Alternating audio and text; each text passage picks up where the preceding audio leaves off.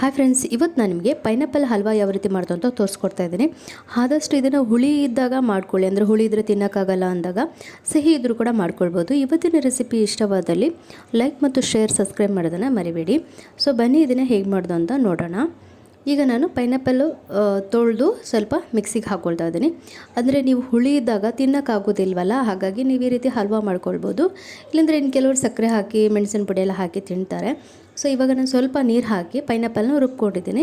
ನಂತರ ಒಂದು ಪಾತ್ರೆನೇ ಬಿಸಿ ಮಾಡೋಕ್ಕೆ ಇಟ್ಟಿದ್ದೆ. ಪಾತ್ರೆ ಬಿಸಿ ಆದ ನಂತರ ಈ ಏನು ಮಿಕ್ಸಿಯಲ್ಲಿ ನಾವು ಪ್ಯೂರಿ ಮಾಡ್ಕೊಂಡಿದ್ವಿ ಅದನ್ನು ಹಾಕ್ಕೊಂಡು ಸ್ವಲ್ಪ ಮಿಕ್ಸಿ ತೊಳೆದ ನೀರನ್ನ ಹಾಕ್ಕೊಂಡು ಸ್ವಲ್ಪ ಚೆನ್ನಾಗಿ ಮಿಕ್ಸ್ ಮಾಡಿಕೊಂಡು ಬಿಡೋಣ.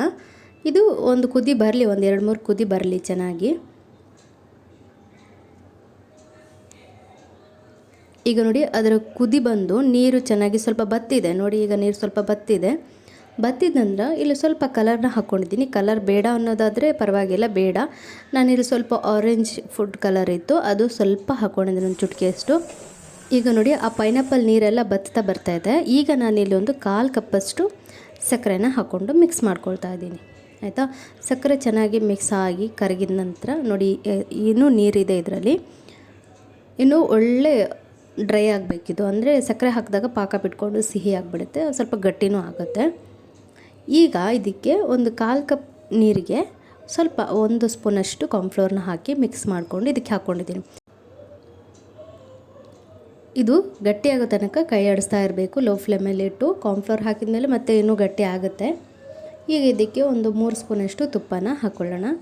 ಎಣ್ಣೆ ಇದ್ದರೆ ಎಣ್ಣೆ ಹಾಕ್ಕೊಳ್ಬೋದು, ತುಪ್ಪ ಇದ್ದರೂ ಓಕೆ. ಯಾಕೆಂದರೆ ಎಲ್ಲ ಟೈಮಲ್ಲೂ ತುಪ್ಪ ಇರೋದಿಲ್ಲ, ಕೆಲವ್ರ ಮನೇಲಿ ಕಂಪಲ್ಸರಿ ಇರುತ್ತೆ, ನೀವು ಹಾಕ್ಕೊಳ್ಬೋದು. ನಂತರ ಇದಕ್ಕೆ ನೀವು ಡ್ರೈ ಫ್ರೂಟ್ಸ್ ಆದರೂ ಹಾಕ್ಕೊಳ್ಬೋದು. ನಾನಿಲ್ಲ ಸಣ್ಣಗೆ ಹೆಚ್ಚಿದ ತೆಂಗಿನಕಾಯಿನ ಹಾಕ್ಕೊಂಡಿದ್ದೀನಿ.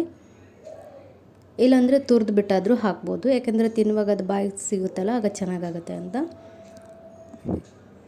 ಈಗ ನೋಡಿ ಕಾರ್ನ್ಫ್ಲವರ್ ಸಕ್ಕರೆ ಎಲ್ಲ ಹಾಕಿದ ಮೇಲೆ ನೋಡಿ ಈ ಹದ ಬಂದಿದೆ. ತಳ ಬಿಡಬೇಕು ನೋಡಿ, ತಳ ಚೆನ್ನಾಗಿ ಬಿಡ್ತಾ ಇದೆ, ನೋಡ್ತಾ ಇರ್ಬೋದು ನೀವು. ಇಷ್ಟು ತಳ ಬಿಟ್ಟ ನಂತರ ಒಂದು ಪಾತ್ರೆಗೆ ತುಪ್ಪ ಹಾಕಿ ನೀವು ಇದನ್ನು ಅದಕ್ಕೆ ಹಾಕ್ಕೊಳ್ಬೇಕು. ಈಗ ಇದನ್ನು ನಾನು ಬೌಲಿಗೆ ಹಾಕ್ಕೊಳ್ತಾ ಇದ್ದೀನಿ, ತುಪ್ಪ ಸವರಿರೋಂಥ ಬೌಲಿಗೆ ಹಾಕ್ಕೊಳ್ತಾ ಇದ್ದೀನಿ. ನೋಡಿ ಈ ರೀತಿ ದೊಡ್ಡ ವಿಷಯ ಏನೆಲ್ಲ, ಹಲ್ವಾ ಸಾಧಾರಣ ಎಲ್ಲರಿಗೂ ಗೊತ್ತಿರುತ್ತೆ, ಅದೇ ರೀತಿ.